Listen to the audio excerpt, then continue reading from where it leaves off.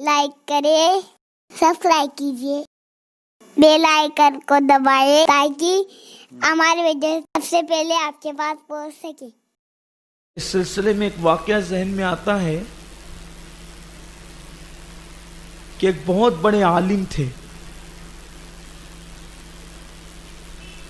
بہت علم میں ماہر تھے، لیکن رنگ ان کا بہت کچھ اچھا نہیں تھا، بڑے کالے سے پکے کلر کے،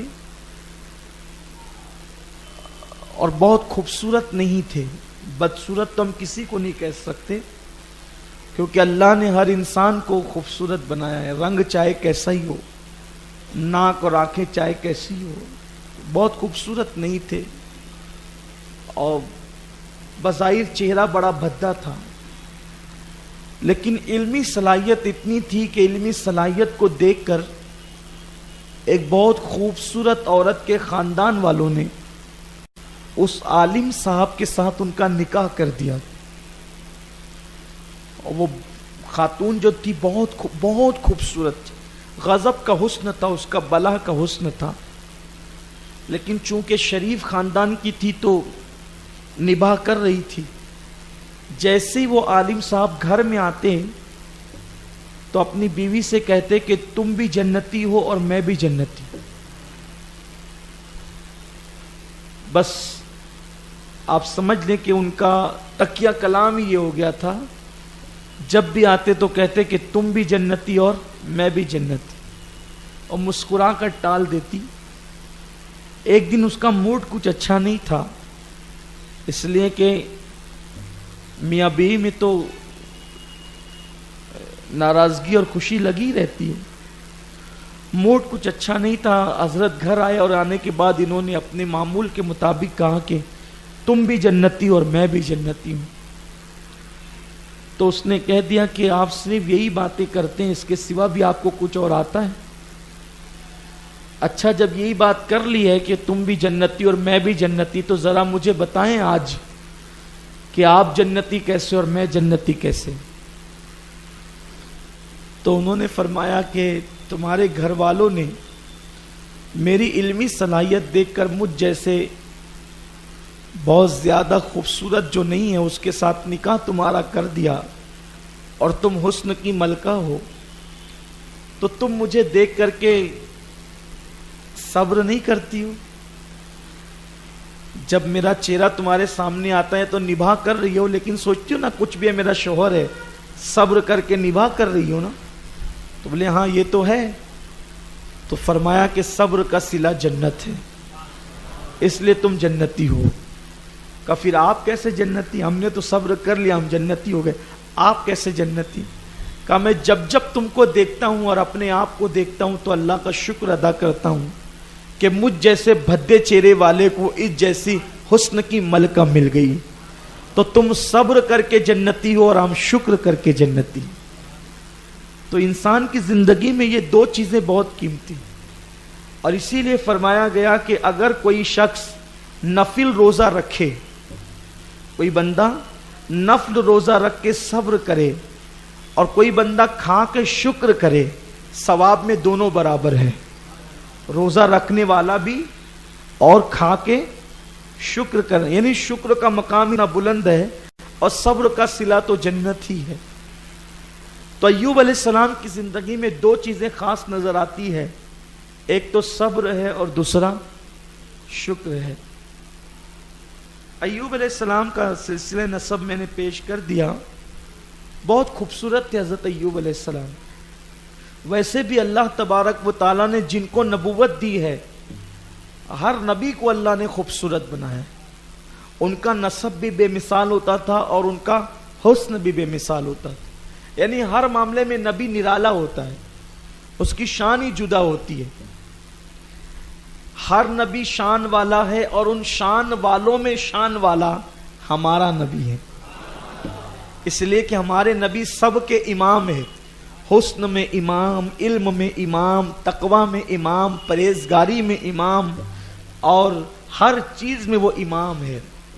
ایوب علیہ السلام بہت خوبصورت تھے، اونچا قد تھا اور گردن آپ کی چھوٹی تھی، قد اونچا ہو اور گردن چھوٹی ہو تو یہ حسن کی علامت ہوتی. یعنی کوئی اونچی گردن والا برا نہیں مانے، میں صرف بتا رہا ہوں کہ جب گردن بہت اونچی ہوتی ہے تو یہ حسن کے خلاف ہوتا ہے بظاہر. عام طور پہ آج لوگ حسن کو اسی طرح دیکھتے ہیں کہ چمڑی سفید ہو بس اسی کو لوگ حسن سمجھتے ہیں. لیکن جو دانشمند لوگ ہیں اور جو لوگ حسن کے قاعدے اور قوانین جانتے ہیں انہیں پتہ ہے کہ کیا چیز کیسی ہوتی ہے تب حسن کی سند ملتی ہے.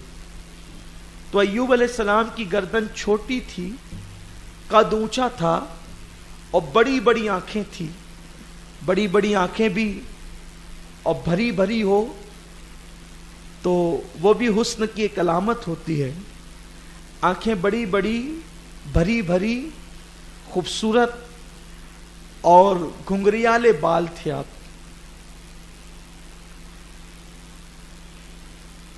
آپ کے بالوں کے اندر گرہ تھی، گھنگریالا پن تھا اور رنگ آپ کا بالکل کھلا ہوا تھا. سینہ آپ کا مقدس سینہ بہت چوڑا تھا اور گول سا چہرہ تھا. اور آپ کی عادت کریمہ تھی کہ اللہ تعالیٰ نے آپ کو جو دولت سے نوازا تھا، بہت دولت تھی. آپ کی دولت کا اندازہ آپ لوگ سمجھدار لوگ اسی بات سے لگا سکتے ہیں کہ آپ کے کھیتوں کے اندر جو ہل چلانے کے لیے بیلوں کی جوڑی تھی وہ 500 تھی. آج کل اگر 2-4 ایکڑ کسی کسان کے پاس کھیت ہو تو 2 جوڑی میں کام چل جاتا ہے. 500 جوڑی کا مطلب 1000 بیل، اور یہ 1000 بیل صرف ہل چلانے کے لیے تھے. اب تو دھیرے دھیرے بیلوں کا دور بھی ختم ہو رہا ہے، شاید اب اس کی جگہ ٹریکٹر وغیرہ ہل چلاتے ہیں.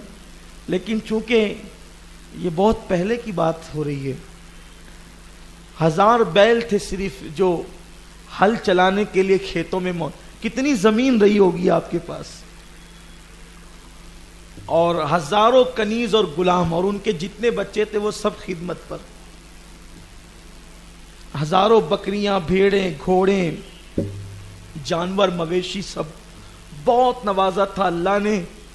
محل میں زندگی گزارتے تھے. آپ کا قیام محل میں تھا اور اللہ نے آپ کو 7 بیٹے اور 7 بیٹیاں عطا فرمائی تھی. یعنی ہر نعمت دی، بیٹے بھی دیے، بیٹیاں بھی دی، مویشی بھی دیے، دولت بھی دیا، مال بھی دیا، حسن بھی دیا. اور اس پر مزید شان یہ کہ بی بی رحمت جیسی بیوی بھی عطا فرمائی جو یوسف علیہ السلام کی سگی پوتی تھی. یوسف علیہ السلام کے بیٹے افراہیم ہیں، افراہیم کی بیٹی تھی بی بی رحمت. اب میں ان کا حسن بی بی رحمت کا کیا بیان کروں. اب جس کا دادا حسن کا تاجدار ہو یوسف علیہ السلام، تو پوتی بھی تو بہت خوبصورت ہی ہوگی نا. اس لیے کہ عام طور پہ بچے یا تو باپ پہ پڑھتے ہیں، یا تو ماں پہ پڑھتے ہیں، یا دادا دادی پہ پڑھتے ہیں. یہی حسن کا عام طور پہ مزاج اور امتزاج ہی رہا ہے. بہت خوبصورت تھی. انشاءاللہ ہم جب یوسف علیہ السلام کا ذکر کریں گے تو اس سال ارادہ یہ ہے کہ بہت تفصیل سے کریں گے، بھاگم بھاگی میں نہیں کریں گے. تذکرہ یوسف علیہ السلام اس سال بہت اطمینان سے ہوگا انشاءاللہ، اور ہم ایک ایک آیت کے مفاہیم پر گفتگو کریں گے. اس میں آپ سنیں گے حسن یوسف کیا ہے. ویسے جو ہمارے شروع دن کے مسافر ہیں، ہمارے ساتھی ہیں درس کے، وہ لوگ کئی مرتبہ حضرت یوسف کا ذکر سن چکے ہیں علیہ الصلاۃ والسلام. بی بی رحمت جیسی خاتون خانہ تھی، بہت شان سے زندگی گزر رہی تھی اور بہت شکر والے بندے تھے. یتیموں کا، مسکینوں کا، غریبوں کا بڑا خیال کرتے تھے. اپنی دولت کا اکثر حصہ آپ غریبوں میں خرچ کرتے تھے، حاجت مندوں کی حاجت روائی میں خرچ کرتے تھے. اور یاد رکھیے کہ جن بندوں کو اللہ چن لیتا ہے ان کا وقت اور ان کا مال اللہ اپنی راہ میں خرچ کرنے کی توفیق عطا فرماتا. ورنہ عام طور پہ کسی کا مال تو پھر زنا کے اڈوں پہ جاتا ہے، کسی کا مال شراب خانوں میں جاتا ہے، کسی کا مال رشوت میں جاتا ہے، کسی کا مال ڈاکٹروں کو بیچا جاتا ہے۔ مال تو خرچ ہونا ہے، اللہ نے مال دیا تو خرچ ہونا ہے، جیسی نیت ہوگی ویسا خرچ ہوگا۔ کمنٹ شیئر ضرور کریے۔